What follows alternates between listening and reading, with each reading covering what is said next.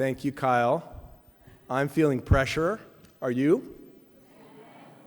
These are our teams, by the way. Historically, we haven't had the teams in the room, but we thought since we're celebrating them, that we would invite them at least for the first part, and then as we kick it off, we sequester them and make them stay in a secluded waiting room.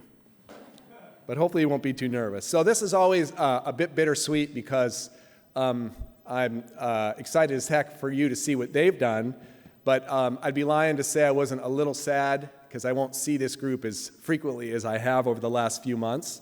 So it's been awesome working with all of you. We've got 6 teams presenting tonight. Interview.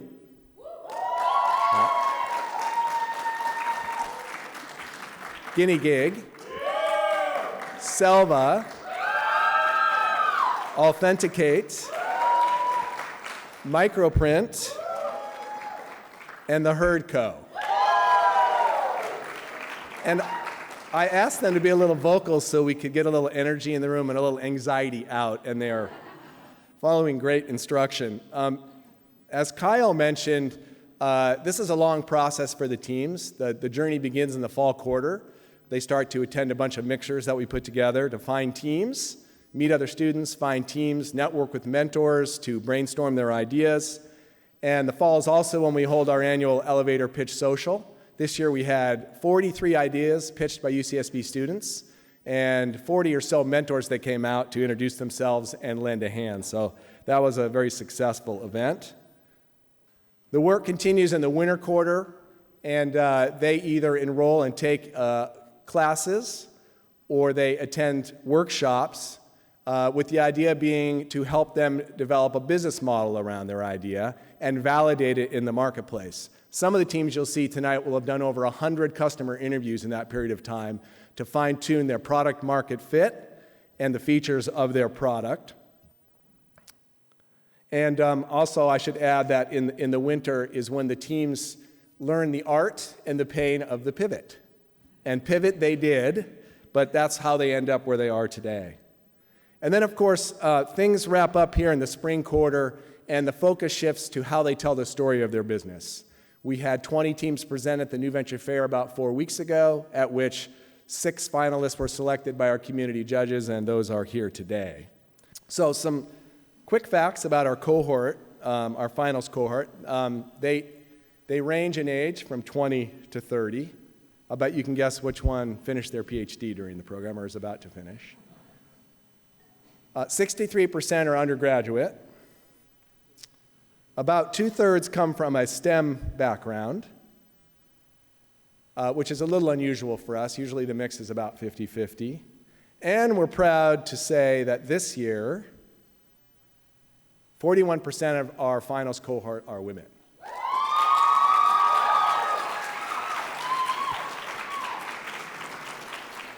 That was a very high-pitched yell.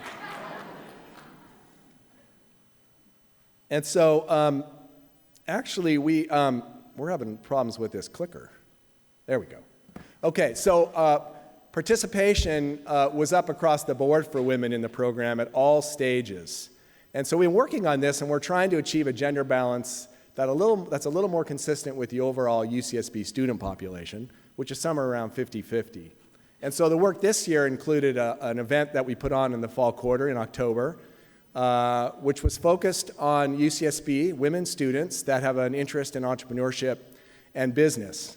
We have a lot more work to do in this area to sustain these numbers, but we're really thrilled to see it move in the right direction.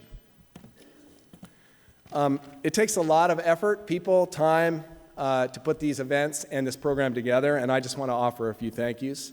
First, I want to say thank you to my TMP teammates, staff and faculty for all of the support you offer all year long. Thank you very much. Special call out to Sarah Hilliard, who anybody who knows the inside of this program knows that Sarah keeps it going on a day-to-day basis, and I appreciate you a lot, and I know they do too. I would also like to thank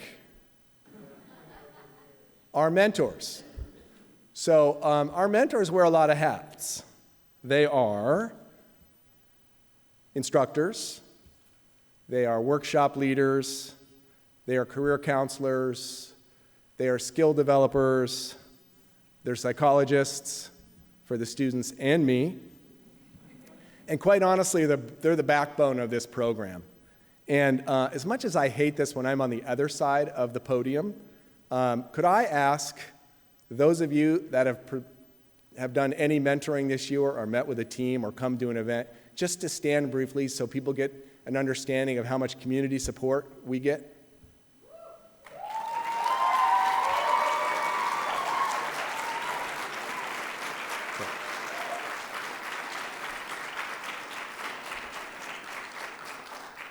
Some of you are being shy, but I understand that's okay. So, moving forward here, I also want to thank our sponsors. Without you, it's hard to run this program. And what's really great is that so many of you now are involved beyond your financial support as mentors or who offer in-kind services to the teams, and we greatly appreciate your support. Most of you know that our programs are almost fully self-funded, so without the help from the community, we can't do the work we do and impact the number of students. So thank you, sponsors, for sharing the mission with us.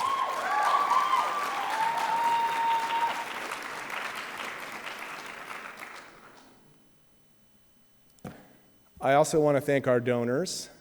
This year, we were the recipients of a very generous matching gift from Chuck and Missy Sheldon, and that provided a wonderful incentive for others to get involved. And I've listed the names up here, and we're very grateful for your support. Chuck and Missy, thank you, and thank you to the rest of you that have contributed.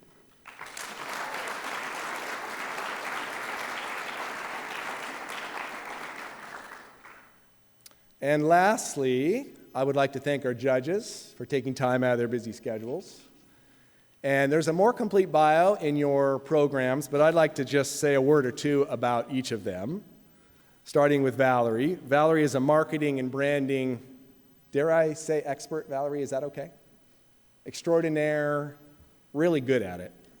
She founded and runs Valerie Bishop Group, which utilizes the art and science of marketing to help clients launch, ignite, and scale their businesses. Earlier in her career, she directed the marketing efforts of a $1 billion vision of a Fortune 5 company throughout US, Canada, and Asia Pacific. And if you don't know Valerie, I urge you to find an excuse to meet her. I can guarantee you an insightful conversation, and she is absolutely amazing with our students. Valerie, thanks for being here.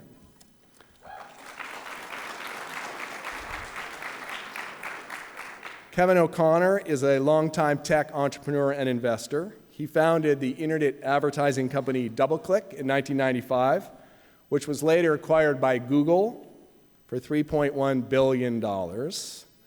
He then came to Santa Barbara and founded Graphic in 2009, which was recently acquired by Amazon. Kevin now runs SCOP Venture Capital, which invests in Southern California-based SaaS companies. And with his spare time, we're hoping he spends more and more time with us. So, Kevin, you're welcome anytime.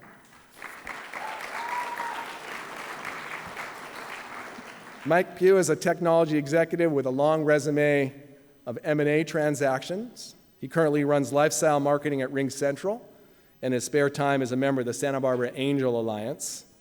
Previously, he was part of the founding team at eFax and later served as GM and head of marketing at its acquirer J2 Global. So Mike was one of the very first people I met 5 years ago when I took this position. So I'm glad this has gone full circle, Mike. It's great. Good to have you back.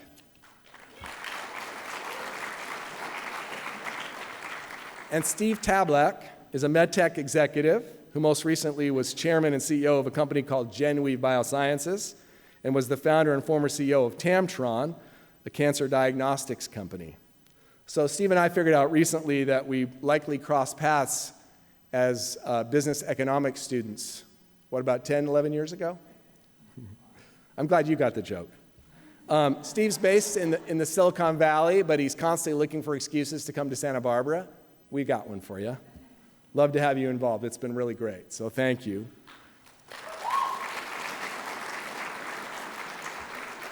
Introducing the judges is always an exercise in humility for me. So, okay, our format tonight, we'll do team pitches. They'll be 8 minutes long, followed by 8 minutes of Q&A from the judges. After 3, we'll take a short break, 10 minutes max, just so you can stretch your legs and use the restroom. We'll do 3 more, and I'm having a lot of problems with this clicker. After the pitches, we'll be posting a slide with text numbers for people's choice voting. So it'll be open for about 10 minutes. Make sure that you vote. During that time, at the times that the judges deliberate, we invite you all to enjoy a reception out on the patio. And after that, and I don't know what happened with that award presentation, but I've got another picture of you, Valerie, and I'm not sure how. There will be an award presentation, and apparently Valerie will be running it.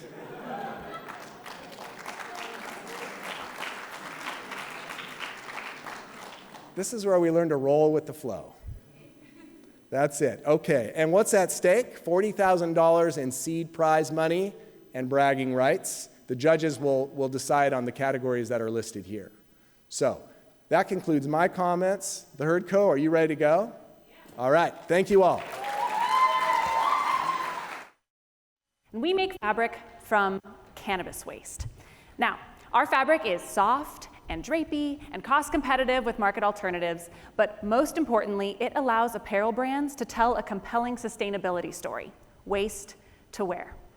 When we reach for our favorite t-shirt, we don't often think about what it took to get that shirt into our closet, and much less what it's even made of, really.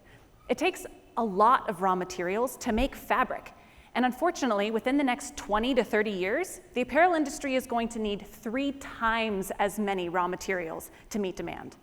That's not good. That's also not possible. We simply don't have the land and water and resources to keep up. So instead of making fabric out of raw materials, we make fabric from agricultural waste, beginning with cannabis.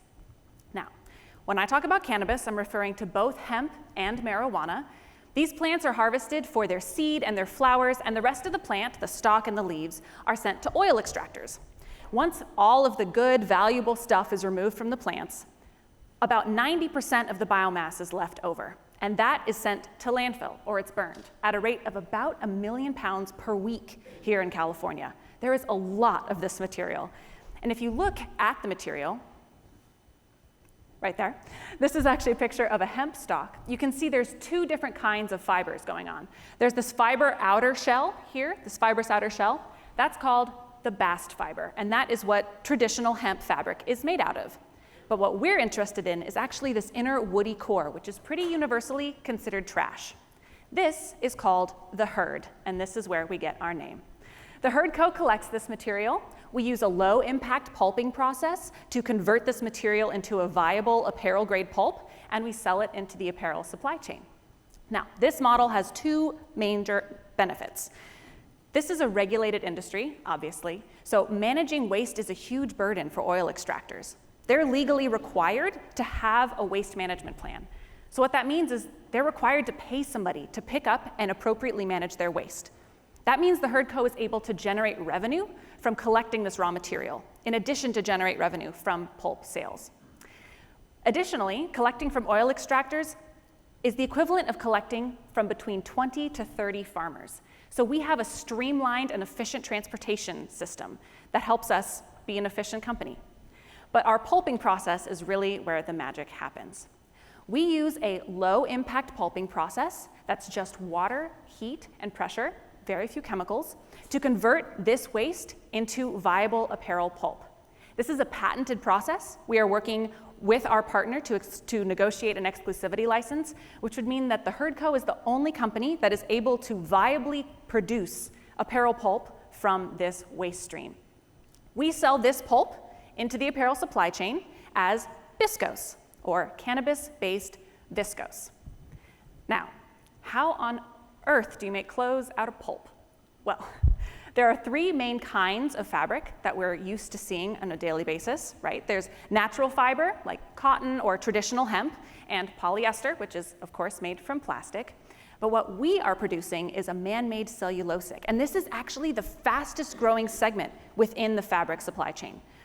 MMCs are fabrics made from wood pulp.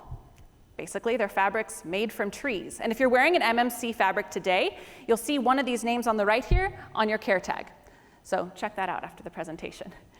MMCs, 91% of them on the market today are made from trees that have been unsustainably harvested. So that means that many of these trees are taken from tropical rainforests, which isn't great. So instead, we make these from ag waste. This is a huge industry already. It's $25 billion today, and it's doubled its market share in the past 10 years. But even more exciting, it's projected to double again in the next 5. Most specifically, the Herd Co. is focused on lyocell, a $1.5 billion segment, because this is the most sustainable option, and that is what brands want. We spoke to over 100 people at 50 different brands. You can see some of the brands we spoke with down here. And we heard repeatedly that the circular economy narrative is extremely popular. Brands are able to make more money selling sustainable clothes, and they want to feed into that narrative. They're very excited about a waste-to-wear story for their customers. We heard repeatedly that brands are hungry for this sort of material, and ultimately, viscose is not the best use of trees. So if they don't want fabric made from trees, what do they want it made out of? We did a survey of over 138 different brands and heard that over 60% are most excited about a fabric from ag waste, which is what we do. Beyond that, working with brands, the Herd Co. fits seamlessly into their supply chain. No pun intended. We work directly with the brands, and they are able to nominate our pulp at the beginning of their supply chain. What this means is that their relationships stay the same. Their supply chain stays essentially the same. They use the same fabric producers, they use the same extruders, and simply nominate our pulp at the beginning. Market pulp makes about 26% margins today. The reason the Herd Co. is so exciting is because we're able to generate revenue from this waste collection at the beginning of our supply. What that means is that we are seeing 62% gross margins per pound of pulp. We gather this waste, we pulp it, we generate revenue selling it to these customers. And in our first year of production, we'll be partnering with one brand producing a pilot line. By year 2, once we're able to collect more waste, we will break even with only 3 customers. And we have existing strong relationships with 5 customers already that have expressed interest in our product. We attended 2 of these conferences last year. These are the 3 premier textile trade shows in the world, and we will be attending these trade shows again this fall as an exhibitor to try to gain additional traction within the industry. In our first year and a half, we need $450,000. That would allow us to secure all necessary licenses, produce a pilot line, and account for all operating expenses. This is a big opportunity. Alternative MMC pulp is a really exciting part of the industry today, so of course there are other players in the field. Ultimately, the Herd Co. is the only company that allows brands to tell a waste-to-wear story and a minimal processing story while being cost competitive. Our pulp is sold at the same price as existing market pulp, and we could even sell it for less because of our margins, so brands are very excited. This is us. We met at the Bren School here at UCSB as master's students. We come from 3 different backgrounds. I worked in a materials department at an apparel brand. We have experience working in venture capital, specifically with sustainable textiles, and experience scaling a startup here in Santa Barbara. And we have a customer. We will be producing a pilot line with Toad & Co. So that means in the next year, next June, there will be 5,000 shirts on the shelves. So hopefully, next year, when you reach for your favorite shirt, you can tell the story, waste to wear. Thank you so much.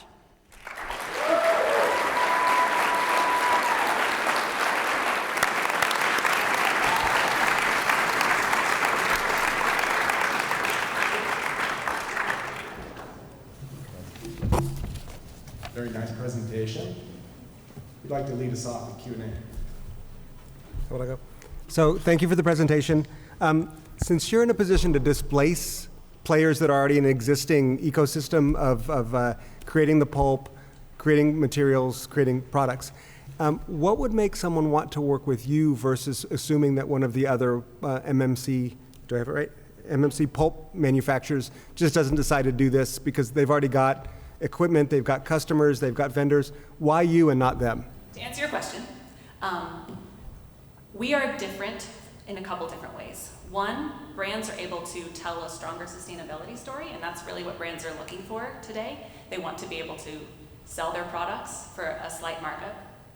We've seen that sustainable apparel sells for about 10 to 20% more than traditional apparel. So brands are really looking for sustainable alternatives.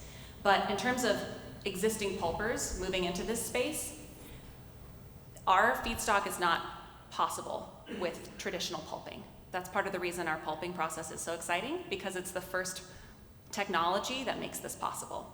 So if we put our material into a traditional pulping machine, it wouldn't produce a viable apparel pulp because the fiber lengths are too short. So our technology allows us to produce viable yarn. Thank you. Steve? What is the sort of, like you, if I want to understand the graphic, you're saying 5 tons and 5,000 shirts. Is that the relative conversion rate of waste to fabric? It's 10 tons to 5,000 shirts. 10 tons to 5,000 shirts. Yes. And so from an average oil waste CBD plant, how much tonnage would they produce in a year? They produce, in a year, they produce about a ton a week. Per 50 plant? tons a year. Per Yeah. CBD plant? Per oil extraction facility, yes. Go ahead, Valerie. So you talked a little bit about the textile manufacturers, and your pulping technology is very unique. When the pulp arrives at the textile manufacturers, do they have a different process that they have to use to turn it into fabric, or is it the same process as long as they have the raw pulp in the right quantities and the right consistency? They don't have to change anything. So our technology takes it to a viable apparel pulp that they can just plug and play into what they already do. Okay, great. So just an add-on question to that. So obviously there's a lot of chemicals involved in turning pulp into fabric, not necessarily to create pulp, because you've already have a sustainable model for that. So how are you going to basically spin that story with regards to the chemicals that are used to turn the pulp into fabric? I'm so glad you asked that question, because we don't have time to go into it in an 8-minute presentation, but it's very important. So there are 3 main ways that pulp is turned into fabric as an MMC, right? There's the viscose rayon, which is the most popular, it's the most common. Then there's modal and lyocell. And the biggest difference between these 3 is that process. So the traditional viscose process or rayon process is extremely caustic. It does require a lot of chemicals and is very dirty and dangerous. What makes lyocell so appealing to us as a company and why we're focused there is because that is a closed loop process. So that process, they're able to recapture 98% of the solvents at the end of life, at the end of the process, and that's essentially why we're focused there. Okay, thanks. It was a really good presentation. I knew nothing about this industry, which is hard to believe. How much waste today is available? You said 1 million pounds a week is available in California. So how much waste is available countrywide? Well, so from oil extractors, there's currently 81 facilities in California. That's growing very, very fast. There's more facilities being built all the time because it's a very exciting industry. And each facility produces a ton a week. So it's 81 tons a week, which 81 tons. which comes out to how many? It's about 1,400 tons per year. Okay. Just from the oil extractors. And so let's say you had 100% market share. What would be the revenue from that? If you owned all the All waste? of the cannabis oil extraction. Yep. Those waste streams. Yep. It'd be about 14 million. Okay, just from California. Right, so we wouldn't capture the market, so we're planning to move into the hemp farms, as well as moving into Washington and Colorado and those markets, as well as Canada, and also moving into other agricultural waste streams 4 to 5 And years. have you actually produced a shirt or any kind of fabric? we're a from couple it? weeks away from it, yes. It would have been so nice to be able to, I know, to be able to feel touch it. it. It would have I know. been the coup. We're out of time. Great job, the Herd Oh, Company. thank you. Thank you so much. All right, well, hi everyone. Thank you for being here tonight. My name is Cole Parker, and our company is Guinea Gig. We connect university research groups to research participants. Every year in the United States, millions of dollars are paid out to individuals willing to participate in research. The problem is recruiting them. Labs, they waste so much time relying on flyers, clunky software, and word of mouth to try and find quality participants. It's archaic, and it's just ineffective. As college students, we don't know where to sign up, where to participate, and we miss out on valuable opportunities as a result. There's a clear problem in these groups' ability to connect, but we have the solution. The Guinea Gig platform is an easy-to-use app interface that makes the entire recruitment process simple. For labs, our primary goal is to save them time.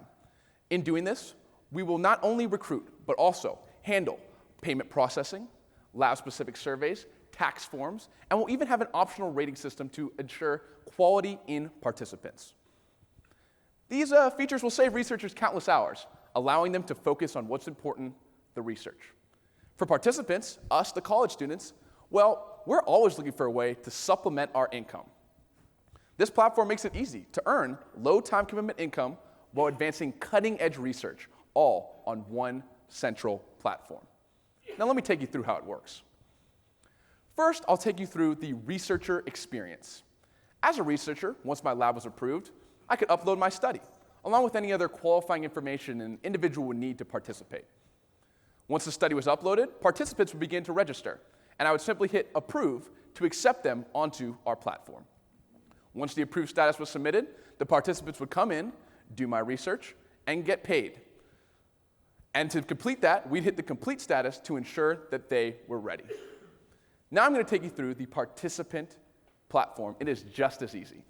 As a participant, I would start by filling out my registration form along with my personal information form so labs knew who I was. Once that was set up, I could begin browsing available studies. When I found a study I liked and qualified for, well, I could sign up, go in, participate, and get paid, all through the Guinea Gig platform. We make it that easy. From HIPAA and IRB compliance to payment processing and quality assurance, we have done our homework when it comes to security. We have interviewed a number of faculty members here at UCSB, including the chair of the IRB board, to ensure we are both legally and ethically compliant with all the standards of research. Now let me take you through our market opportunity a little bit. To size our market, we looked at high research institutions, Stanford and UCSB. Now, gathering this information was kind of tough because professors, they typically get their grants independently, and the data is not stored in a central manner in a university setting. So what this basically meant is we had to talk to a lot of people before we were finally able to reach the higher-ups who were able and willing to gather this information for us. And once these higher-ups did, even they were surprised at how much was paid out every year to participants. At Stanford, in their business school alone, over $1 million was paid out last year to research participants. At UCSB, in just our psych and econ department, $400,000+ were paid out to participants in 2018. Now, there are 2,000 higher education institutions across the country, making our total serviceable market over $500 million. However, we're going to focus in and look at the 412 high research institutions across the country.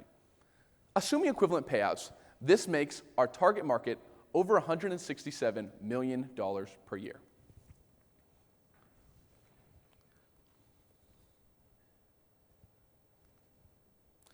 Now the fun question I'm sure you've all been waiting for me to address. How do we make our money? Well, we take a 10% fee on payouts to participants following the completion of a study. So essentially this is how it will work. Labs will pay us a lump sum of money up front based on the number of participants they need for a given study. Once the participants go in and finish their research, we would pay them from that lump sum, taking a 10% fee on each payout to participants per study.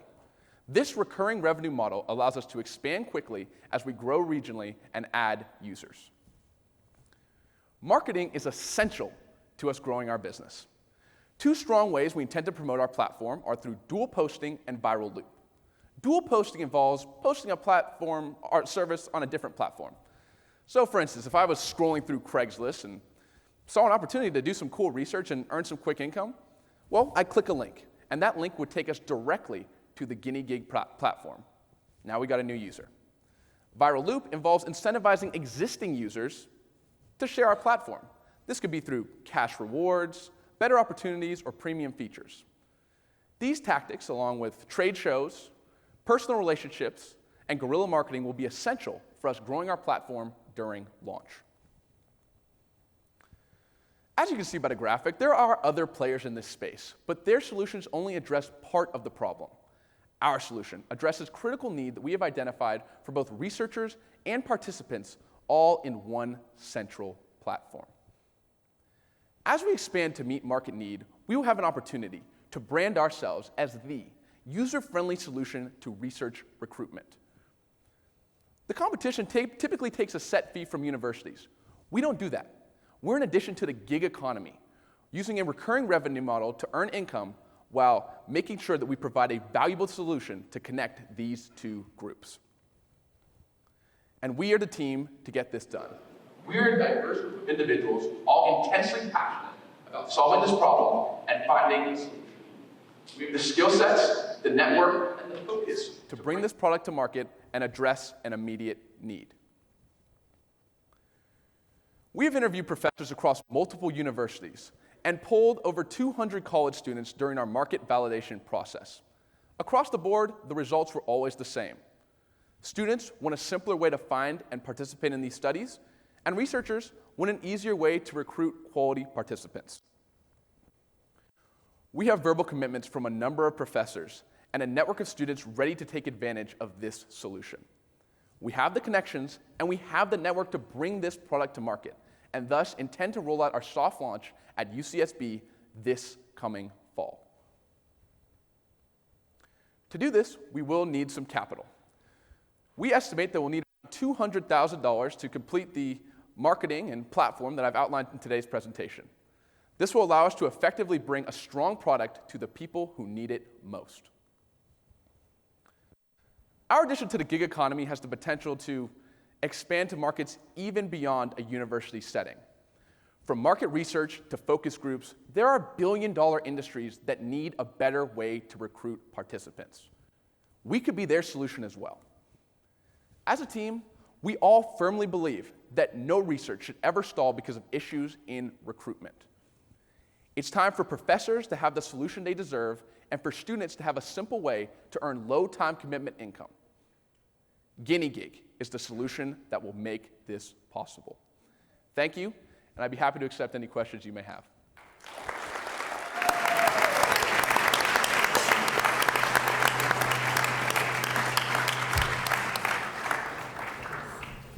We turn on here? Thank you. Steve, you want to start us off? Yeah, what do you think the average commission would be for a single participant in dollars? Is it? Roughly $20 is the average payout to a participant, and so we'd be getting about 10% of that, which is $2. And you're using an independent payment processing platform? Yes, we're using Payrails, which is a third-party API Okay. for integrating. And do you know roughly what they would charge for processing payment? They charge a subscription fee, so it's anywhere from $200 to $800 per month. Per month. Okay, great, thanks. So you obviously have two target markets. You have the participants, and then you have actually the researchers and the people who need the participants. I see a pretty strong strategy with regards to getting the participants, but obviously if they go to your platform and they don't see any research happening in their geographical area, you know, they're gonna drop off fairly quickly. So what is the sales strategy to get researchers and professors specifically? We've outlined a 5-year timeline based on our university expansion. And it basically involves starting at UCSB, which is our year 0, which is our soft launch, and then going to using those connections to expand to the UC system, and then to California, and then to the Northeast. But we're planning on gathering data in our first year, our year 0 at UCSB, to then bring to these next groups so that we can say, hey, our platform worked this much better, it's this much more efficient. Okay, so that's great. And what is the sales strategy? Are you having phone calls? Are you emails? Are you buying lists? How are you actually going to reach out to these people and find who they are? Yes, so it depends on our timeline. Beginning in the timeline, we plan to be really have personal connections with these people. We really want to go ask them what they specifically need and work with them hand in hand. So our year zero, that might start with researchers saying, I need 50 participants here. Can you guys go get them for me? And we'll go get them like that. As we grow, and we have more resources, we think our sales team and marketing team will be digitally advertising, but also in person making connections, because we know the research industry is very based on connections. Thank you. I pay for most of my beer and spring breaks being a guinea pig for medical experiments in college. So I think that's a pretty small initial market. I'm curious, I like your other recruiting markets much better. I mean, I think there's a big need. I don't know if there's competitors in those spaces or not, but definitely a big problem. What do you get, you're competing against Craigslist now? Is that what people are using? Yeah, and posters, word of mouth, really. There's So no centralized manner to really get these studies out. There's what? There's no central platform to really get these studies out So at the moment. you don't have an idea what they allocate for recruiting now? How much they think they're going to spend in recruiting their subjects? Like do they think about, like today when a professor or researcher wants to do a study, do they allocate a budget for recruiting? Or it's just time? Their biggest, it's mostly time right now. The biggest way the professors get their students or people right now are from students. If you're a psychology student around here, you probably have done one of the studies and they do for credit. So they're spending a lot of time mostly.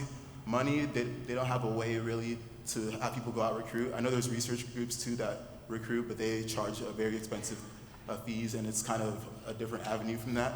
So right now it's mainly a time problem for them. To piggyback off Valerie's question, doing a marketplace is tough because you've got to serve two different sides. Which of the two sides do you think will be your biggest hurdle and why? I would say I think our biggest struggle will be with the students. We believe fully that the platform that we're installing for professors, once it gains traction here at UCSB, will be incredibly successful because it's what we built around the professor's specifications and what they've really asked for. Students here, we believe that we'll be able to gain traction with, but once we expand to different universities, that will be a struggle because we have to gain connections in other universities with different demographics. However, we have different techniques that we intend to meet that market with. Thank you. We're out of time. Great job, Guinea Gig. Hello, everyone. My name is Randall Dubois. We are Microprint, and we are enabling the future of displays. We have developed a patent-pending installation process which will enableize the commercialization of micro-LED technology, the biggest thing to happen in the industry since the invention of the iPhone. Micro-LED displays will be able to offer a screen resolution of 10 times better, 100 times brighter, and more than double the energy efficiency of current displays. But what does this mean for you? Think back to the original displays, the original smartphone, the original HD television. They look a lot like this, fuzzy and dark, especially when you compare it to today's displays, crisp, clear, and all around amazing. What I'm telling you here today is there's another step coming, a next step so big that you will look back at the device in your pocket and realize it actually looks a lot like that. But why isn't this already in every display in this room? Well, the manufacturing process is extremely slow because every single display contains millions and millions of little tiny light bulbs, which must illuminate to form the image that you see. If the industry was to make a micro-LED screen today, they would use a robotic arm to pick up one micro-LED and place it onto the display every single time. Having to repeat this millions of times, it is extremely slow and inefficient, and it will simply never be good enough. We realize that. Here at Microprint, under the guidance of Nobel Prize laureate Shuji Nakamura and Professor Steve Denbars, we have created a process that got rid of the robotic arm completely, replacing it with a fine nozzle capable of rapidly and precisely dispensing micro-LEDs onto a display. Zooming in, each one of the particles you are looking at is the width of a single strand of hair. But what you are about to witness is the magic behind our patent-pending process. Our team of developers have come up a way to take scattered micro-LEDs and precisely align them into rows, ensuring that the electrical connections are properly lined up. If the industry was to make a micro-LED phone today, they would need over 11 million micro-LEDs. This process, using a robotic arm, would take them 18 days. We believe, with our technology, we can do it in a mere 7 minutes. This is nearly an $11 billion market opportunity. Our process has the potential of going into every single one of the 2.17 billion display devices sold in 2018. Initially, however, we are starting with the smartphone market. The reason being is the benefits of micro-LED technology will be better seen by the consumer in these devices. Think back to the last time you were at the beach or out golfing. You were probably squinting, covering your phone to see the faintest image on your display. On top of that, a few hours later, your phone dies. Neither of these problems will exist with micro-LED technology. With a significantly brighter display, you will be able to see your screen in even the most harshest light. Additionally, double the energy efficiency means your battery on your phone will last twice as long. While this is a huge market controlled by the industry behemoths, it is not impossible to enter into with a licensing opportunity paired with critical value-added services. Microprint has both. In fact, one of the top display companies has already reached out inquiring about our patent. We will go into a partnership to develop a contract where we will receive a $5 royalty for every display device they make using our process. However, I can't stress this enough. Our consulting and onboarding services are critical, as our team of experts are needed to go into the facilities, implement, and scale up our process. Moving forward, our consulting services will be needed to maintain and continually update our process as we make breakthroughs in our own research and development laboratories.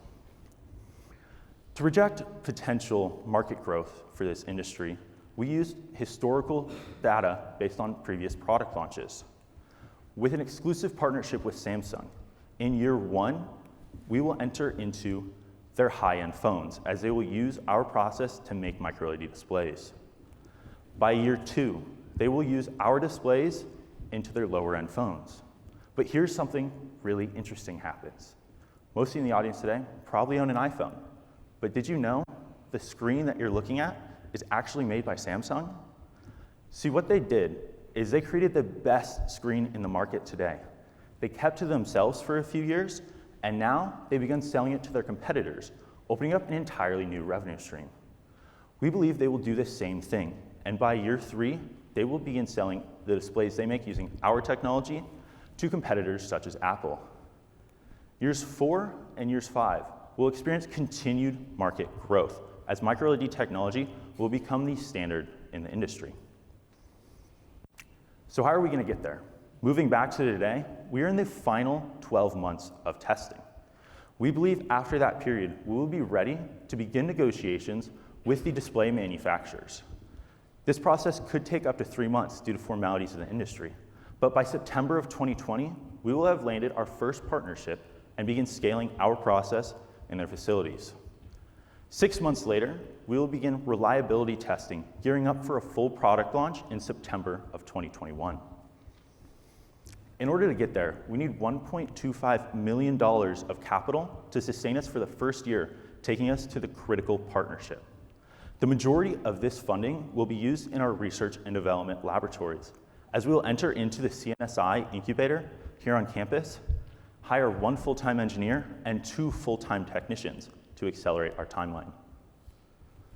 By now, you're probably sitting there saying, this is great and all, but how are 4 students from a small little school on the beach going to pull this off? Well, UCSB is actually the #1 graduate program in the nation for both engineering and material science. On top of that, our team is in the most prestigious research group led and guided by Nobel Prize laureate Shuji Nakamura and Professor Steve Denbars. For this reason, the 3 gentlemen sitting in front of you here today are considered to be among the foremost experts of the micro-LED industry. And the top companies know this. For this reason, they will fight each other not only for the opportunity to license our technology, but for the opportunity to have our consulting services and expertise in their facilities. Thank you very much for your time today. Once again, my name is Randall Dubois. We are Microprint, and we are enabling the future of displays.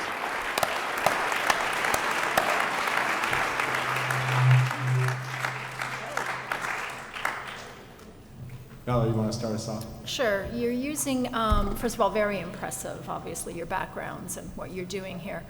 You're using a $5 price model per screen as a royalty fee. What are the benchmarks that you're comparing that to? What's the industry standards? Absolutely. So the industry standards are a 2 to 5% royalty, and that $5 benchmark is a 4.17% royalty on this price of a smartphone display. Okay. And is it, I mean, it's pretty, you're doing $5 as a standard, but isn't it based on volume? We don't believe it would be based on volume, based on the past industry standards. Obviously, there's a lot of unique things in this industry that we will find out as we enter into with the right expertise. Okay, and then the final question, just around the Samsung, I mean, you put them up there. Is they just an example, or are you actually discussing this with them? We're not able to discuss who we're partnering or who we're talking to about the patent right now, but they're just using it as an example. Okay, thank you. Guys, make sure you speak into the mic. I've probably seen 10,000 business plans. I've never seen a Nobel laureate at the top. He's an impressive guy, and it's an impressive team, and the opportunity looks massive, which always makes me a little nervous. This kind of reminds me of graphene business plan pitches. You know, like they can produce graphene in their bathtub. This looks incredibly revolutionary. The question is, can you really pull it off? You know, and are you guys are all PhD candidates, right? You've spent a long time. You ready to drop out your final 6 months without getting your PhD and pursue this full time?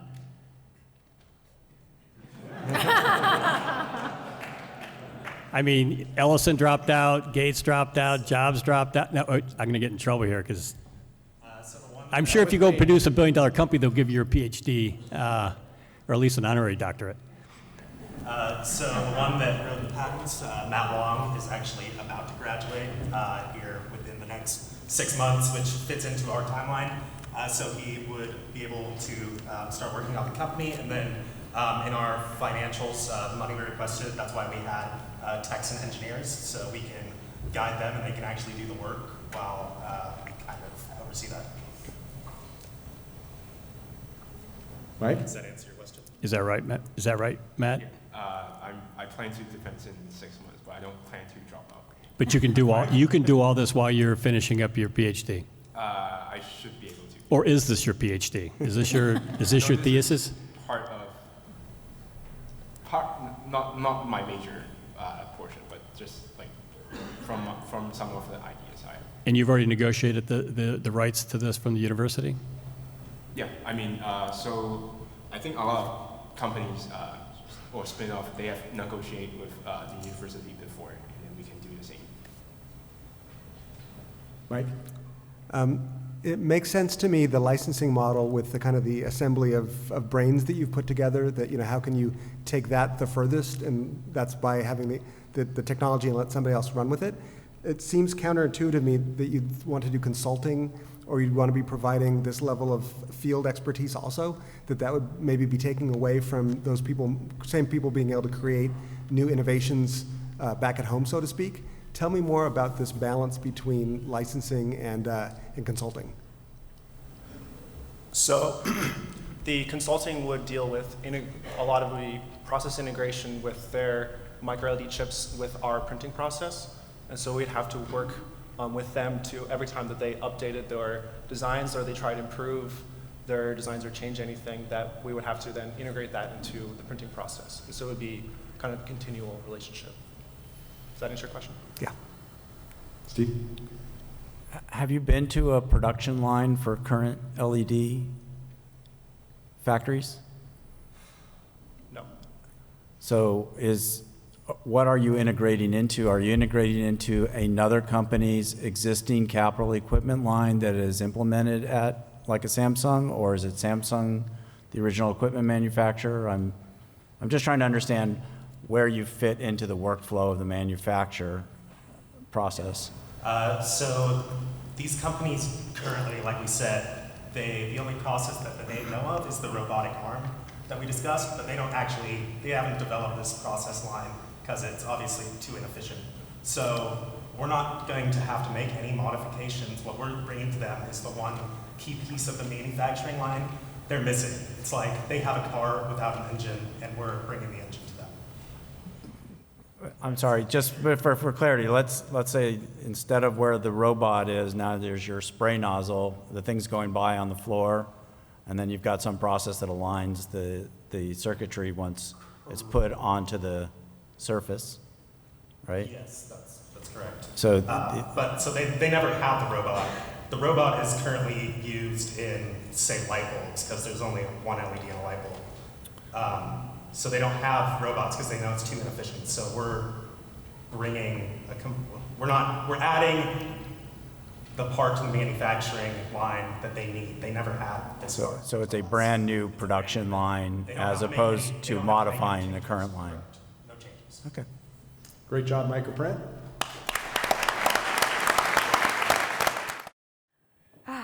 Hello, everyone. Hello, judges. We are Interview, and we're revolutionizing the hiring process by integrating video applications of candidates for early personality assessment. Now imagine that you are a casting director for a major blockbuster movie that is set to start filming in less than a month. You rush to cast the lead star based only on their resume. According to his credentials, he should fit the role perfectly. Now the big day's here, the cameras are ready to roll, and you're starting to feel that something is not quite right. And then you finally realize that this chemistry was not what you were looking for. Okay, let's get serious here. Obviously, I've exaggerated, but this is precisely why casting directors heavily rely on video auditions at the earliest stages of casting. So why don't hiring managers do the same? By choosing the wrong hire, companies are prone to decreased productivity, disrupted work culture, and higher turnover rates. 1 out of 2 hiring managers confess that they are unable to make good hires due to time constraints. With the way hiring is done today, the time is wasted in trying to weed out unfit candidates. By the Bureau of Labor Statistics, this is one of the major reasons it results in productivity losses of up to $220 billion each year. Tony Hsieh, CEO of Zappos, says that bad hires alone for his company cost him over $100 million in the period of 10 years. This is, $10 million per year. Now, let me tell you how Interview improves this. First, we enable our candidates to practice their interview skills with our very own database of sample test questions. Second, we provide them with a safe space to share the content with their own community to get feedback. And third, candidates can apply to our partnered companies with the video application supplementing their resume. On the employer side, hiring managers receive an on-demand video of the candidate answering companies' questions. With that, hiring managers have a more efficient process by having better insights into candidates' personality, communication style, and work culture fit at the earliest stages of recruitment. Now with Interview, we'll have a perfect match. Employers identify their ideal talent sooner, and candidates are more prepared to get hired to their desired positions. We differentiate ourselves from competitors by having a platform that considers the needs of both applicants and hiring managers. As you can see from the chart, others on the market focus on only one or another part of the equation. Market opportunity, our market opportunity, the market for online recruitment is huge and growing, and we are ready to take it. Interview will initially focus on associate and entry-level positions in the US, which is $4.7 billion segment. Our go-to-market strategy has already started. As of right now, we're beta testing our product with 3 local partner companies, and actually about to onboard the 4th one, but I'm gonna tell you all about it a little later. Also, we're working with one of our key partners, the Society for Human Resource Management, a nationwide organization that will help us to refine our product. Once our product is ready, we're going to soft launch into Santa Barbara area, grow our list of partnered companies, and leverage our relationships with UCSB Career Services. We're going to market our product during on-campus career fairs and target both companies and job seekers. By the beginning of 2020, we're going to fully launch aggressively marketing our product using online, social media, and influencers marketing. We're going to attend trade shows and get exposure for ourselves, and again, grow our list of partner companies. And finally, by 2021, we're going to enter our exponential growth phase. Now, the way Interview makes money is pretty simple. Our business-to-business revenue model consists of a plan where we charge employers $250 per job posting per month. This price remains competitive with other job posting websites on the market. Now, according to our go-to-market strategy, by the end of first year, we're planning to partner with 60 companies with 500 positions posted. Fast forward to our 5th year, we're going to expand to 3,000 companies with 40,000 positions posted. This gives us a projected revenue of $20 million by the end of 2024.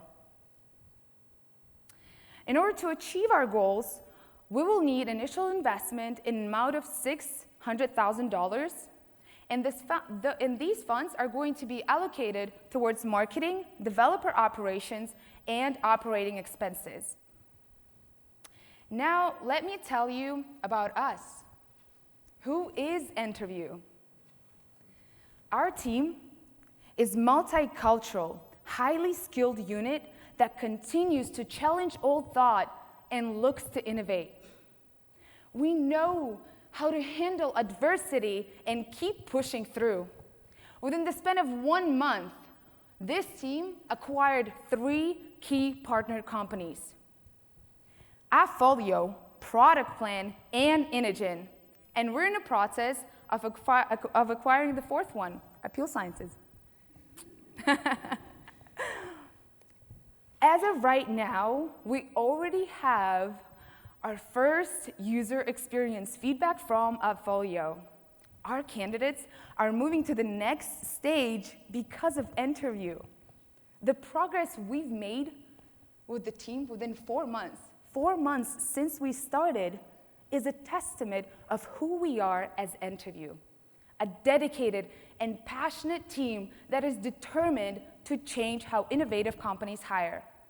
Help us revolutionize your hiring process. Thank you.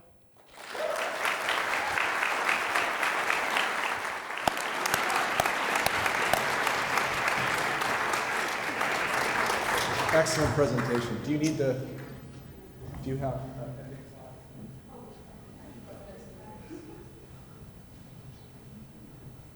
Kevin, you want to start us?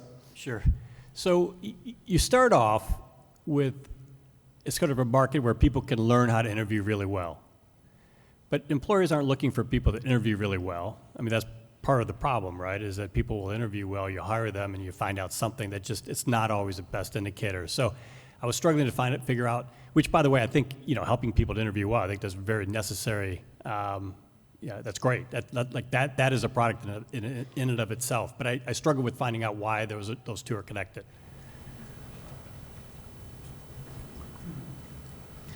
So we believe that companies currently need more insight because they're wasting a lot of time interviewing the wrong candidates. We are just providing this video tool for the candidates to be able to show their personality better. And the whole point of this practice tool is for the people who already have the talent, but they don't know how to present themselves. And this is something that we have gained through our market validation, that even the people who were really confident about what they are doing and they thought they were going to kill the videos, but they ended up being stressed and not doing good. Okay. So I can see this as a good pre-screening tool. And I think maybe that's more what you're really positioned as a pre-screening tool. So you get the right, most qualified candidates in the door. Not necessarily it helps to pick the absolute best candidate. Exactly. So we aren't canceling out any face-to-face interviews. It's just a streamlined process so hiring managers can get to those candidates and then bring them in as soon as possible once they identify the best talent for them and their culture fit. Okay. I would think there'd be a lot of concern about a product like this reinforcing biases with introducing, the way people look, the way they talk, different things into the hiring process. Tell me what the hiring managers that you've talked to thought about whether this is more inclusive because it lets more people present themselves, or whether it's less inclusive because it gives people more opportunity to kind of display biases on the hiring side. Great question. So we have actually consulted with employment and labor lawyers, as well as we've done market validation with over 60 recruiters. And so we are going to implement several solutions to mitigate that problem. First of all, next to each video application, there's going to be a scoreboard that recruiters are going to use to rate candidates based on criteria that are non-discriminatory. So this is kind of taking care of the legal liability aspect of the problem. Additionally, keep in mind that at the resume stage of screening, recruiters do not have access to the video application. So the video application is the second phase of screening. Moreover, we are going to give human resource departments the tool to monitor their hiring patterns, and if they see patterns of discrimination, they can curb that. We take this issue very seriously, and we have solutions. Steve?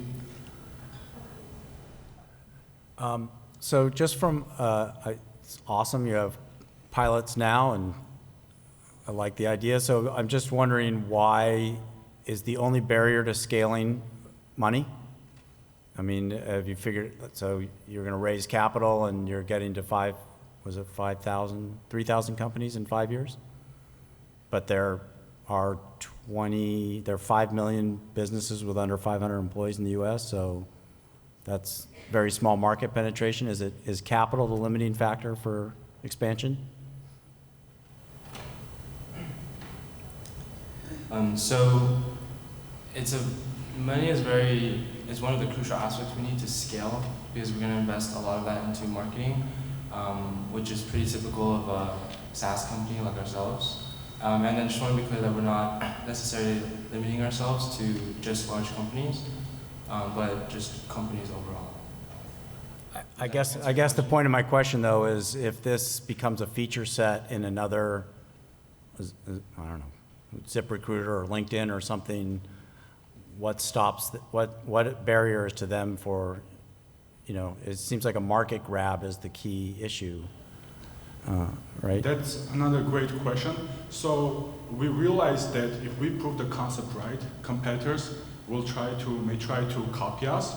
That's why we understand that we have to market aggressively, go big, establish a brand, and give great customer experience to maintain that loyalty. Additionally, keep in mind that we have a first mover advantage, and this team, with only 4 months in, having a fully functional platform and 3 companies onboarded, has shown that we were able to move very fast. Thank you. So I think you have solved a problem. I know in my own interview practices, I don't go to an in-person interview off of a resume, I go to a Zoom call, which is kind of similar. So this is kind of an interim step, so I can visually kind of connect with the person, see their body language, their personality. But I'm not sure, based on what you've shared, what really would prevent just anybody just adding video to their current existing services, and/or I've gotten resumes in the not too distant past, there's just a link on it where I can see a video of an individual because they know that video is so incredibly powerful.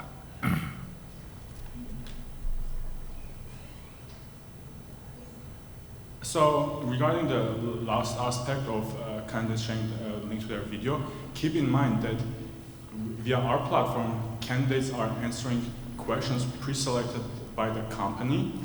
And it is true that LinkedIn, Indeed, Monster, they are not implementing video applications as of yet.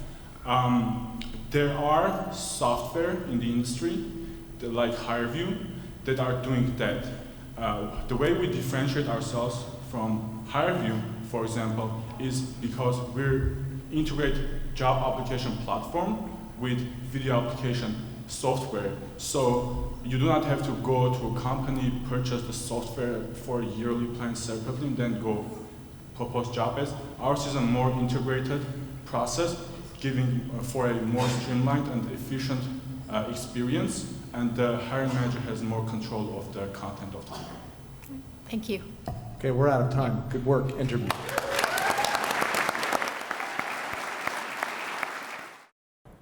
Hi, we're Authenticate, and we have a smartphone-based solution to solve all companies' major security problems. But before I tell you how that works, let me tell you a tale of 2 industries. These 2 industries have the same exact problem. They want to protect corporate assets. They're so big that every single company on Earth has an entire department dedicated to each, yet they have never met. Let's first look at the digital industry. We know this is digital authentication, and you probably know it as the password. And if you think that passwords annoy you, try being an IT administrator. The problem is that hackers have gotten so good at stealing and cracking passwords that the current password-based solutions are completely ineffective. Let me show you an example.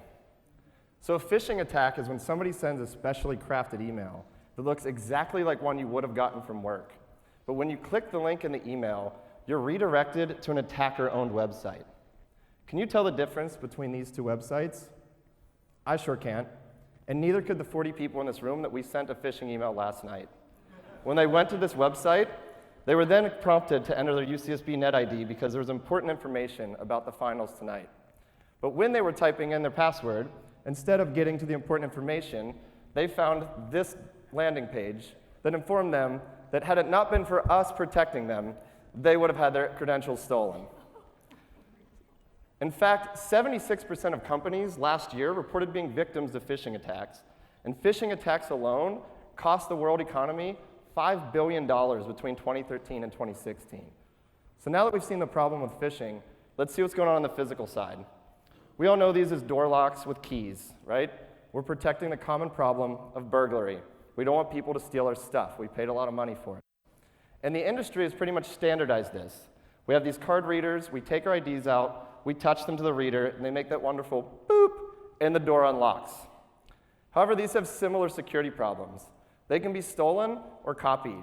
In fact, it only took me 5 seconds to copy my UCSB ID. So let's say we're a company and we don't want this to happen to us. What is the state of the art right now? In the digital world, we have 2-factor authentication. Things that text you, things that you carry in your pocket. And on the physical side, we pretty much know it. It's the IDs that we have, and it's the readers that are on our doors. The problem is that in both these industries, they suffer from the same 4 problems. These solutions are annoying, You get a text on your phone and you have to copy this number into some text field. You have to carry another thing in your pocket. There's a new ID, a new thing on your keychain. They're inflexible. If UCSB wants to fix the problem of cloning their IDs, every single person needs a new ID. And they're expensive. In our interviews, we found out that the readers on campus cost $7,000 per door. And companies have been making products in both of these industries independently for a long time. But no one has actually tried to solve the overarching big problem until today. How many people in the audience have a smartphone on them right now? Exactly. So here at Authenticate, we want to use that smartphone to protect your employer's workforce or protect your employer's assets. We call this single device authentication. And the idea is simple. Your smartphone probably knows you better than your mom does. You take it everywhere with you. You talk to it every day.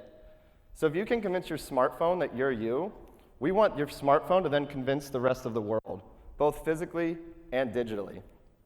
We've actually been working on this technology for the past 10 years, and we can talk to anything that your smartphone can talk to. So NFC, Wi-Fi, Bluetooth, USB. We use secure hardware on the smartphone to make sure that even if it's stolen, no one can ever steal the credentials off of it.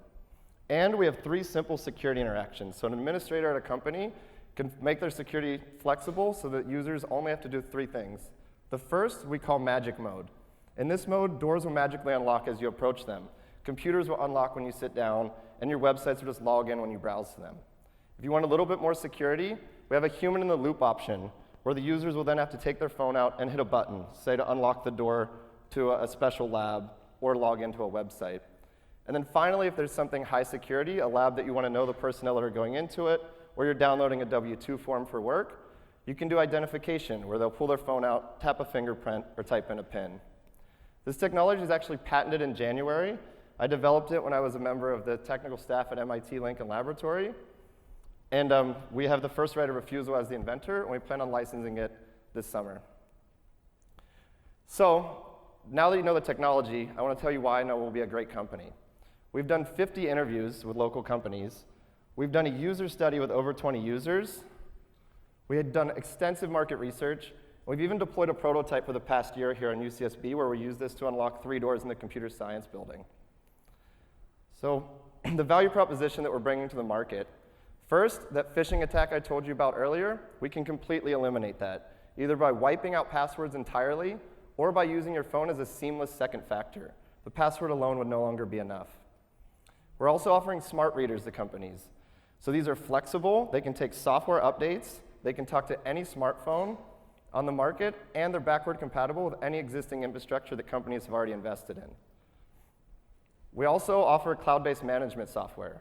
So this means that when companies use our product, they just need to sign on to a website, select which users should have access to which resources, and we take care of the rest. And finally, for the first time ever, we can offer a comprehensive logging solution.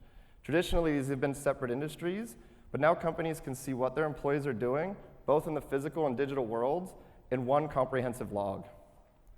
So how big are these markets? They're huge, actually. Both of them independently are $8 billion, and this is just the 2-factor market. And they're growing at really high rates. We think this is a great time for us to go ahead and get into the market and shake things up a bit. And the way that we want to enter that market is starting with small to medium-sized businesses and just marketing our smart readers. The reason for this is twofold. One, we want to literally get our foot in the door.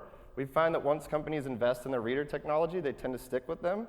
And small to medium-sized companies tend to be looking for new ways to improve things, cut costs, and when they're taking on new office space, they may not even have readers installed yet altogether. So our revenue model, we want to do a recurring revenue stream, cut down some of the upfront costs for companies, and take about $1 to $3 a month per user. Next year, we hope to roll out our 2-factor authentication to offer a more small to medium-sized business package, taking about $10 a user. And ultimately, we want to enter the enterprise market where we can integrate with single sign-on, email, everything you're used to in large enterprises. And our income stream, the first year we're just going to be in the red developing our smart readers with 1 to 2 beta companies in town. And year 2, we're really going to push sales hard. We want to hire a large sales team, try and get this product on the market, and we hope to be profitable by year 3. In fact, we already have 2 beta partners locked down. So Peel Sciences and CIO Solutions have both agreed to work with us and let us try our door technology on their offices. So the team that's going to make this all happen is led by me with 10 years of research experience. Rita is our head of operations to make sure we actually get everything done. Jake is our product manager, making sure that we're making something people want to buy. Evan's our hardware engineer that's going to build our smart readers. And these two industries that have yet to meet are now married together, saving companies money and time and giving them more security with less burden. Thank you very much.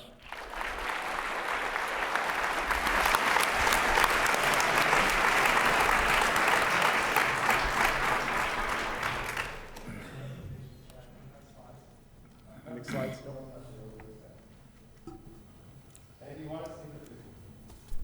If you want to see the phishing attack that we sent out, you can browse to that link to see what everybody saw last night. Mike? So I know that IT is probably used to paying subscriptions for a SaaS solution to solve all their problems, but it would seem to me if you're bringing these two worlds together, I'm assuming the second world is facilities. And is facilities ready? Do they budget properly? Do they have this idea of moving from buying something to essentially renting something or paying a subscription? Or is that a major hurdle that you'll have to clear? Thank you. That's a good question. So from our market validation, we talked to companies and we realized that, as we said, they all have different departments. They get their physical access control different and their digital access control at a very different company. So we realized that the ideal for us would be to charge for the hardware, which is going to be the door reader. We've been asking how much they paid for that. UCSB, they pay here $7,000 per door reader, and the cheapest we got was $200. So we're thinking to charge a couple $100 per door reader, and we're going to be using the tiered subscription model, following one of the most successful pricing models that our competitors use. So we're going to be charging for the physical door and like couple dollars per user per month for employees to use that. So which of the two departments do you think will sign the contract to work with you guys? So we'll be for now. We've been talking to the IT managers, the access control people in the companies, and they're both really excited about the product. So we'll be signing the contract with the company, like as a one entity instead of two different entities. Does that answer your question? Well, just usually there becomes a fight. Both departments may want it, but it gets a fight over which one's going to pay for it, or whose budget it comes out of. So that was more the question: is which budget does this come out of? Yeah. So to answer your question, you're right. Facilities are very used to paying these large upfront costs. So that's why we just want to focus on the door readers first. So in year one, we only want to talk to facilities managers to try to solve that problem. The idea being that then when they go two-factor, when they want two-factor, they literally just have to click a button on our website and their whole company will now have two-factor with the same solution. So that's hopefully our channel to get the IT department tied into the same contract. Okay, thank you. Steve? First of all, I would have loved to have that at any of my last three jobs. So, you know, I like the idea of being able to do both. I think to the point of that there are two different buyers here that you're trying to bring together. I know that's difficult. It's going to be a direct sales model. So more than a question, it's more about advice. You're projecting trying to get to profit, whatever. This is going to be an enterprise sales model. It's going to be expensive. I think you're way underpriced, personally, for what the value you're delivering. And the cost of acquisition of customers is going to be higher than you think. But I also think that this kind of sale, you can go raise a lot of money and they're not going to worry about making a profit. It's going to be a reach for grabbing market share. That's my thought. And so I think with the core technology and the value add you have, I can see a lot of value there, but I really would like to think through how you acquire customers and not worry about profit, really raise the finance to go grab market share before somebody follows you in the door. Not literally. So, like the other judges, you know, I very much see your two target markets here. One, obviously, the physical door, and then the computer one. The computer one is the one that hasn't been dealt with all that much, and really just being able to have a phone or something that will authenticate you as you walk up to the computer or as you interact with the computer. You're seeing that as a phase 2, if I understand correctly? Okay, great. So in the physical one, Kissy seems to be the one that right now is kind of, leading the way, and, I have it on a couple of the places I go to. I just do it and it unlocks it. How do you guys compete against that, since you're going after that in phase 1? So obviously there's a lot of physical access control solutions with smartphone products, but we think that we obviously want to do both in one solution. And I don't think that if like a company working on physical access control wanted to jump into digital two-factor, that'd be perceived as a risk to do it with the same product. The big guys are slow and rigid, but we can be really nimble and find out what IT and facility managers like really need in one unified system. So I think that's our startup advantage there. Okay. Does that answer your question? Yeah. Kissy. Great presentation. The value proposition is there. A couple things, and I love that the fact that you are combining the two, because two really should be combined. I know there's a company, I'm trying to get the name of the company, because we looked at it. It was a company down in LA doing the physical security with the phone. And they're doing quite well. So I wasn't sure if you knew about this company. The other one is, you talk about your patent. I'm very leery of patents, very leery, especially process patents, software patents. They're not really defensible. So, to I think Steve's point, this is forget about making money. You don't make money for the first 10 years in technology companies. You spend a lot and you go after the land grab. So I definitely rethink that. But your patent covers what? Yes, I'm also not a pro in patents. My co-inventor was a patent lawyer for the best law firm in Boston, so I trusted him a little bit. But the patent actually covers everything that was on that slide: our software architecture, the 3 different ways to authenticate, and the way that we use the security features on the phone to make sure that we're, I would never say unhackable, but as secure as possible. And then how are you planning on doing the digital security? Is that going to be some type of API that applications would Yeah, so the FIDO Alliance has already been pushing this, so things like YubiKey and any other two-factor solutions that Google uses, that's all a standardized API that we can easily adapt our product for. Great job, Authenticate.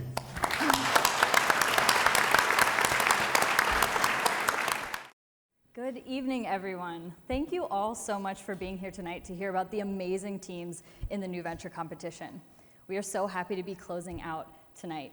My name is Jasmine, and I'm here with my co-founders, Miles, Natalie, Diana, Kelsey, and Julia, and we are Selva. It might surprise you to learn that there are 482 billion yards of textile surplus created every year worldwide. That equates to 1 garbage truck of fabric per second. Some of this is sent to landfill or incinerated, and the rest, known as dead stock, is sold by third-party intermediaries. The fashion industry is in the top 5 most polluting sectors in the world, and this is in part due to the copious amounts of waste created through the current supply chain. But this isn't just an environmental issue. There are over $100 billion in value lost every year in the US alone due to the mismanagement of textile resources. And the fashion industry simply will not be able to keep up with the demands for production given the decreased yields predicted due to climate change, unless it becomes more efficient. And that's where we come in. Selva is an online platform to broker the sale of dead stock fabric from textile manufacturers to fashion designers in the United States. By hosting dead stock online, we can increase the awareness that it exists and create a direct pipeline that prevents waste. In the current market, jobbers, who are the third-party intermediaries that sell dead stock, monopolize this industry. They give mills pennies on the dollar for their fabric and then turn around to designers and inflate the price on average 2,000%. I know, it sounds like a great business proposition, right?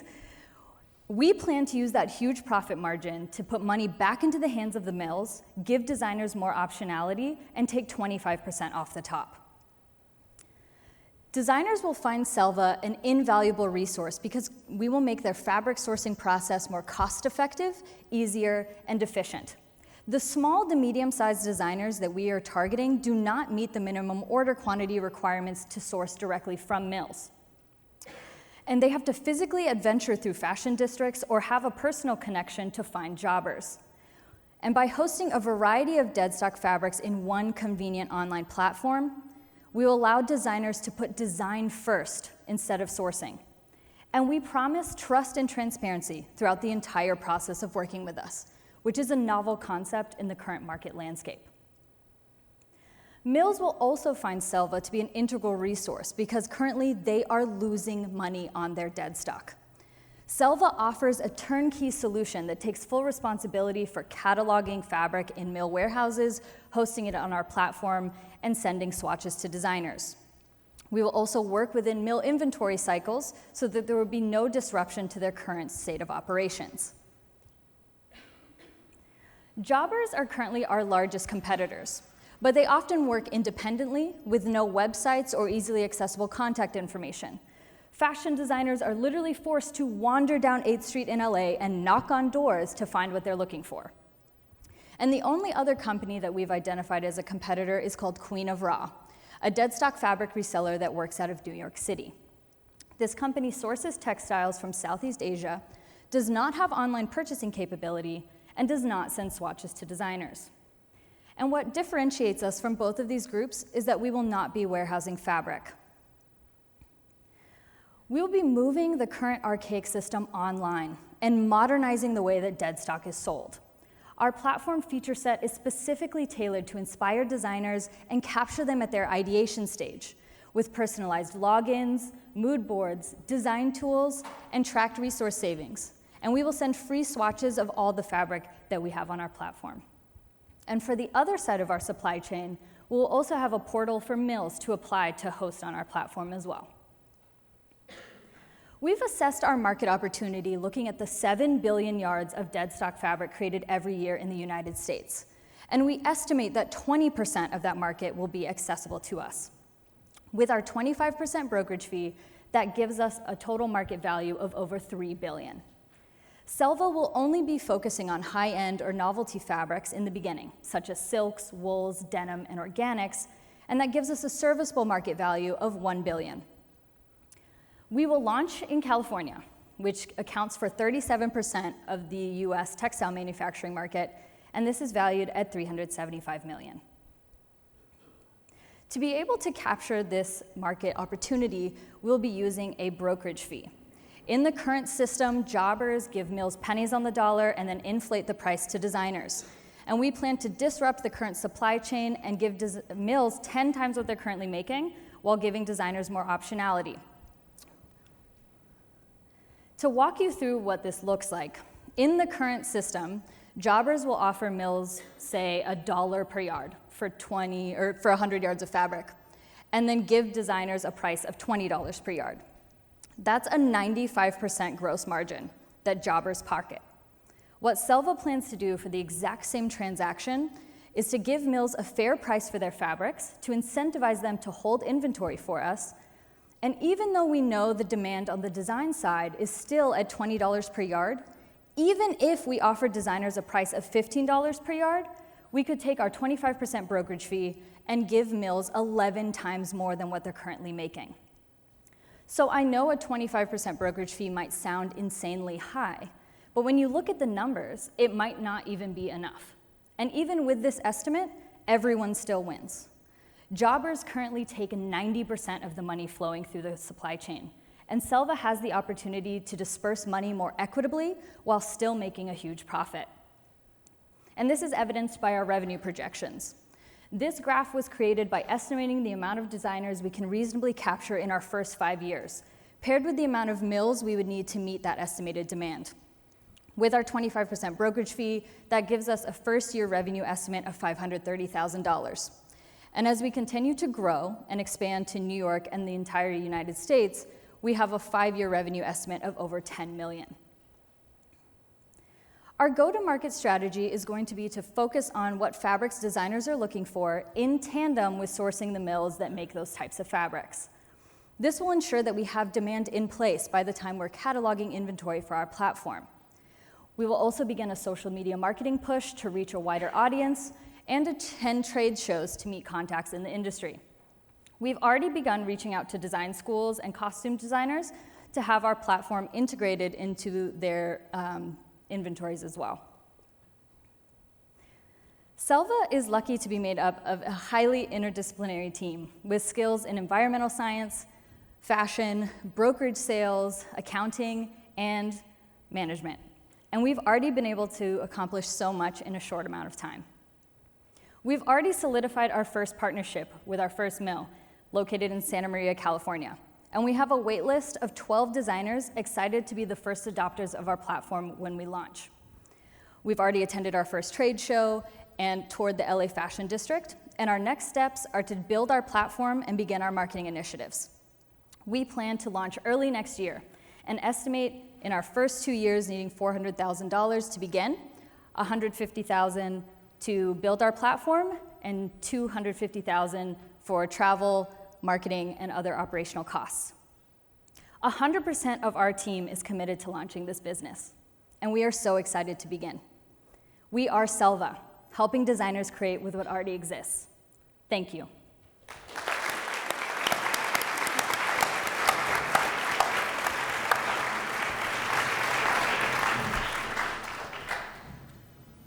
You need the clicker?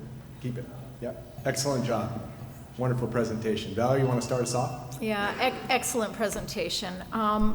So what is the sales strategy? Are you going to actually have people go to the mills and kind of do the pitch? What are you going to do? Because obviously the number of mills that you have is going to be a big factor if the designers really feel that you've got the inventory that they can pull from. Right, so from the mill's perspective, right now in the current industry, they are liable to hold on to their product through their inventory cycle. And that cost is non-trivial. In fact, it accounts for a huge amount of money. So because of the value that we provide by being able to move that excess throughout that entire cycle, we find it to be a very enticing value proposition. In fact, through word of mouth, the mill that we acquired reached out to us proactively because they were so interested in being able to move that surplus inventory. So we believe that the most effective approach is in a relationship-driven industry to really cherish the relationships we make early on with our early adopters and use that to essentially go to market through the mills. So the sales strategy is direct sales calls. Correct. Okay, and then just one add-on to that one. What do you think the average size of the order is? So the way that we broke it down is into 3 different customer demographics. Individuals should be purchasing about 100 yards per year, then small accounts, which are 5,000 yards per year, and medium accounts, which are 10,000 yards per year. So it varies depending on the designer, but the average amongst that is closer to 5,000. Okay, is that, I'm trying to understand the dollars of that. So average sale size is how much per year? The average sale size, assuming that, say it's about 5,000 and they order 5 times per year, which came up in market research, is about $10,000. Okay, thank you. This is a complicated one. I think you've identified a highly inefficient market. Though you're kind of comparing apples and oranges. The jobbers are not selling 100% of the fabric, right? They're taking a bunch of crud, waste, and they're saying, look, we'll give you $1 for it. You don't have to worry about it. It's done. You don't have to worry about anything else. And they take it and they try to sell it. Sometimes they get $20, sometimes they get $5, sometimes they get 0. It probably goes to the garbage. So I'm curious if you know, one, how many jobbers are there in California? We do not know exactly how many jobbers there are in California, Do you know but what it is a massive amount. Do you know what their sell-through is? I'm sorry. Their sell-through, like what of the inventory they buy, what % do they actually sell? Like what's their effective per yard? Because they're not making 95%. So in a situation that they're purchasing, for example, a truckload of fabric, a lot of times they're donating about 80% of it, but that's because they're going in and buying it wholesale. They're not actually looking at the fabric and curating it in the way that we would be. What they're doing is just purchasing it in its entirety, and then the rest they would be donating generally to fashion schools and then selling what they want. So it also depends on who their customers are at the moment. We got a lot of varied answers from the jobbers when we were doing our market validation interviews. I think eventually you're going to have to, do the mills really want to get into holding that inventory and shipping it and all the logistics involved with that? Or would they rather just give it to you on consignment, or you say, look, we'll pay you $2 and you take the risk? So right now the mills are holding the inventory. So they, on average, clear house twice a year. And within that cycle, they're holding on to this excess inventory for 6 months. So being able to work within that cycle to move the inventory, essentially we're putting it on their terms without asking them to do anything beyond what they do normally. But you're not going to sell 100% of it, so they're still going to have the That's true. the crud. So the pie is so big in this market. And when you're thinking about competitors, the jobbers are our biggest direct competitor, right? So being able to work within the inventory cycle of these mills and sell everything that we can, there's going to be some left over for the jobbers who are still going to be able to run their current business model. Okay. Right. I would think, though, that once, if you've got first crack at it, the stuff that's left for the jobbers is the stuff that you thought would be donated. It seems like you're jumping in the middle and expecting something valuable to be still there when you're really selling the valuable, whatever it is, 5 or 10 or 20%.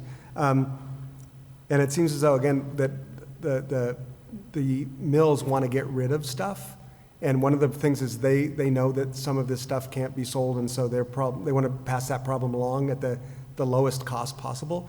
Have you considered other approaches, for example, taking inventory and being able to essentially become a much better jobber and say that the problem is not that the mills, with the mills, it's with the jobbers having not kind of gotten to the current level, and say you're going to take the product and you're going to do what they do but do it much better? So takeout inventory is something that we thought a lot about, but it's also the largest cost of our competitors.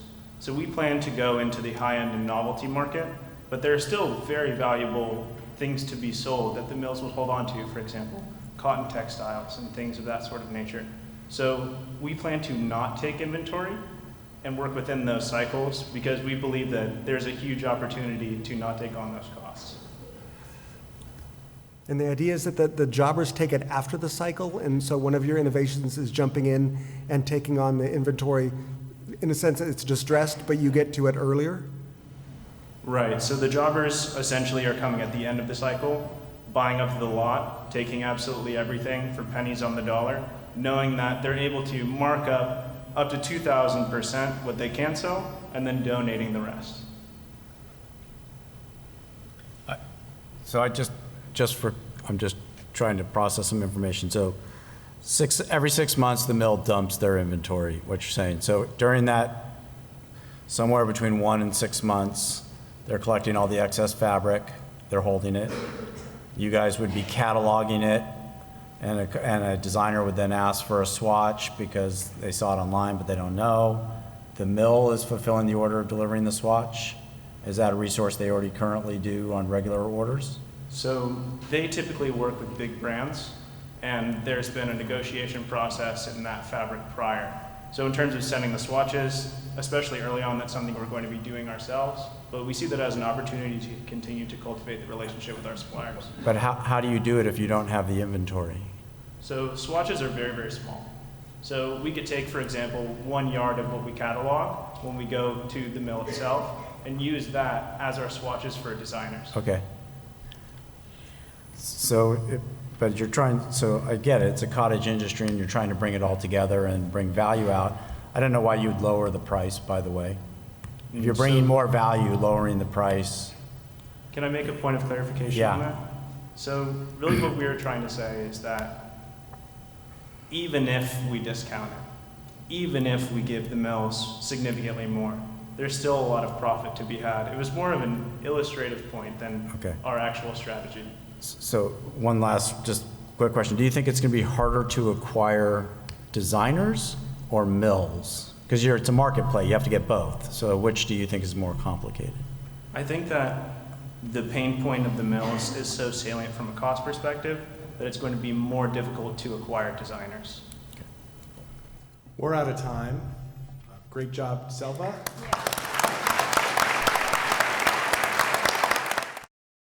All right, let's get started. Can we have more outside? All right, we're going to get started here. So the first matter of business is that apparently last night I was hacked, and apparently my slides had a few errors in them, and I believe it was from the hack. Chad, where's Chad?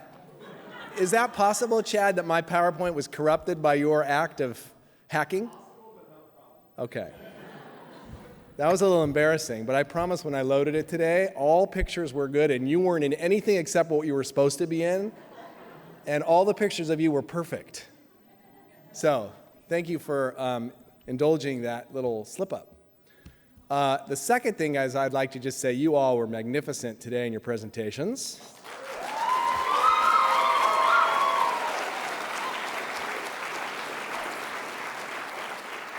And on top of that, I want to just give a quick shout out to the team that helped prepare you, and that's Jason Spivak,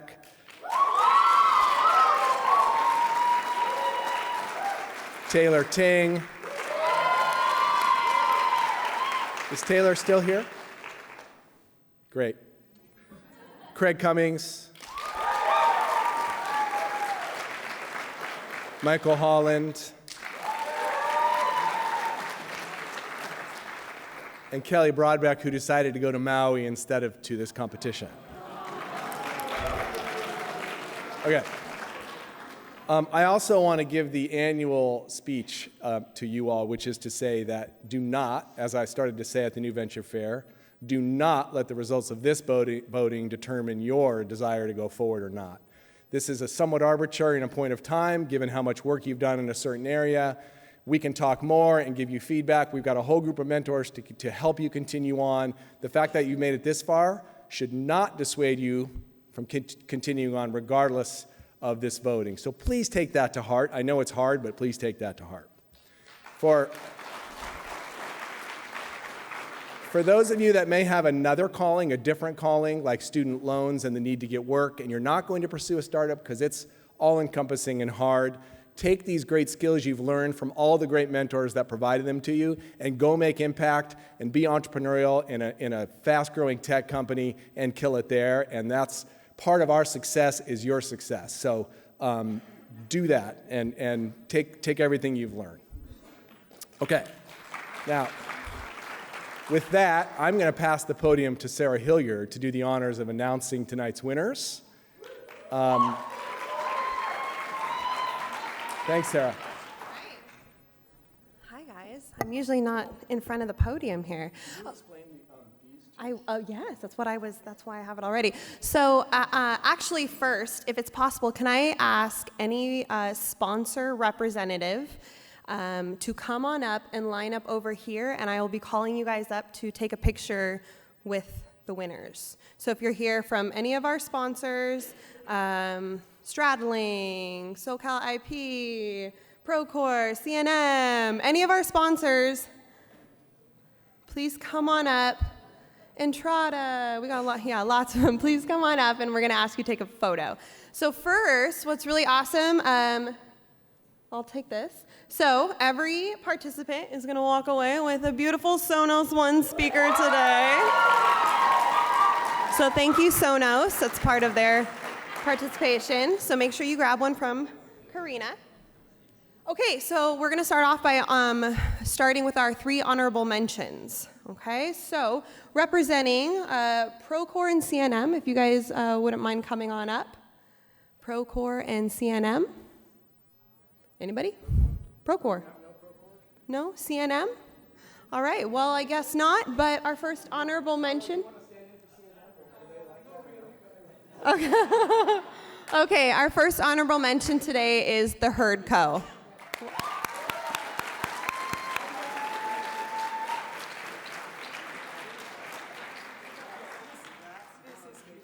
So come on up and stand on top of the blue X, and we're going to take a quick photo.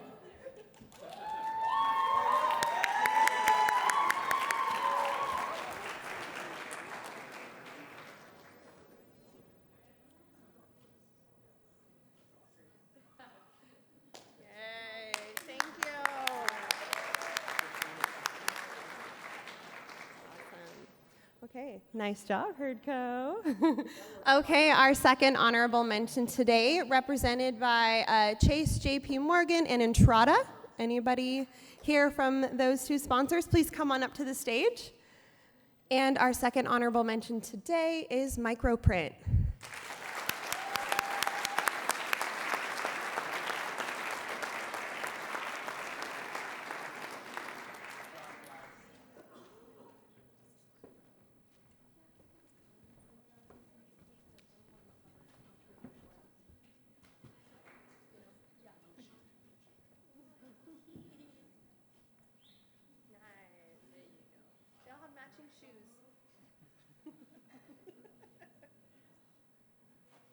Awesome. Congratulations, guys.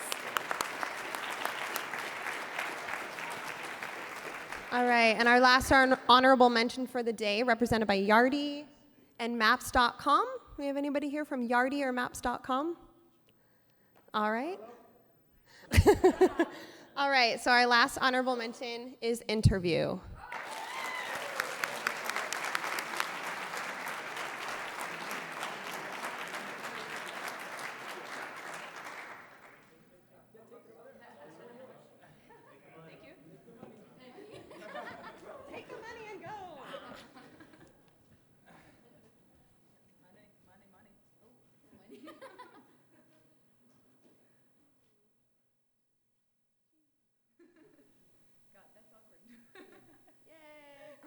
Awesome job, guys. Thank you. Okay, so third place. Representatives of MRL Dow. Got anybody MRL Dow here today? MRL Dow? Nope. Okay, well, our third place is Guinea Gig.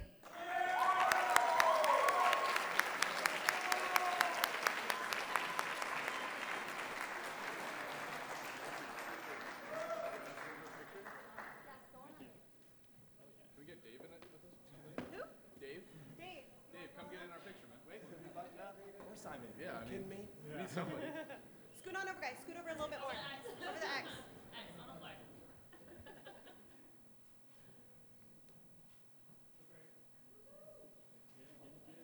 Awesome. Great. Thank you.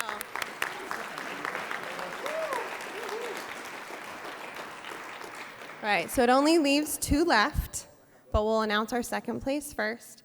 CNSI is, who is it, Tall or, oh yeah, oh yes, hello, come on up. All right, guys, second place this year is Selva.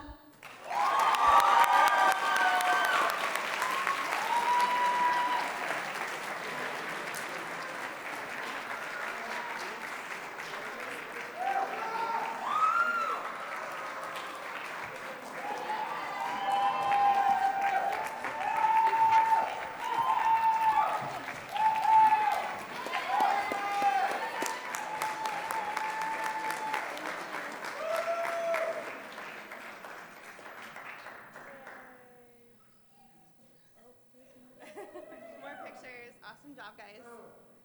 Thank you. Hey! Oh.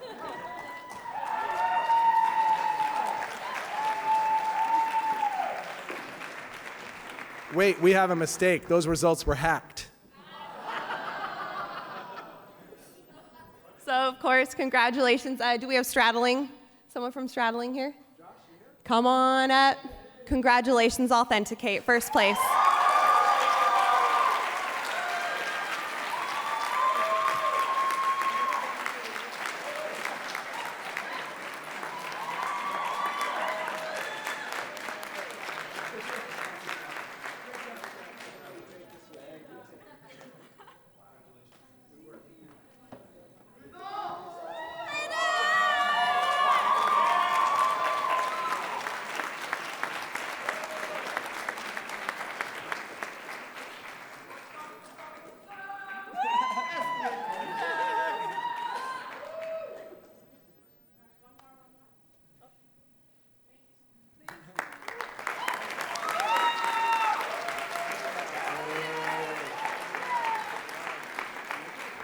We have 2 awards left. This year we have 1 recipient of the Impact Award and 2 recipients of the People's Choice Award.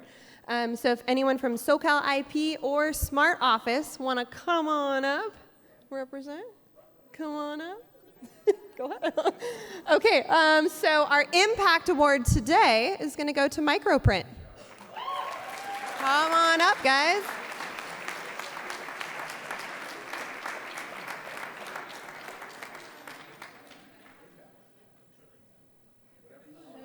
Bring them both up. Bring them both up. Bring them both up. There you go. Well done, guys. Congratulations. Well done, guys.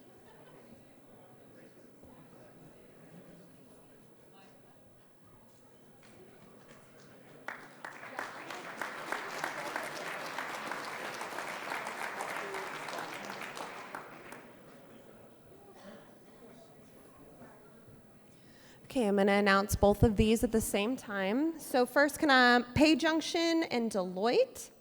And who are my other ones? Oh yeah, Pay Junction and Deloitte. So we have 2 People's Choice this year. Our first People's Choice is the Herd Co. And our second People's Choice is Authenticate.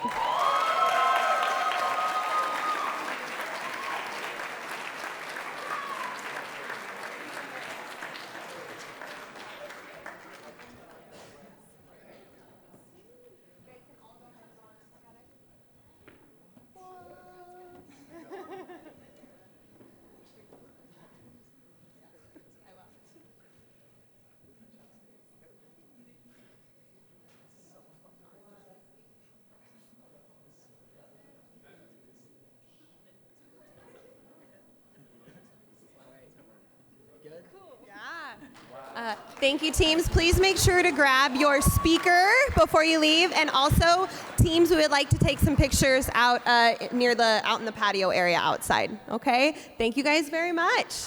Awesome job.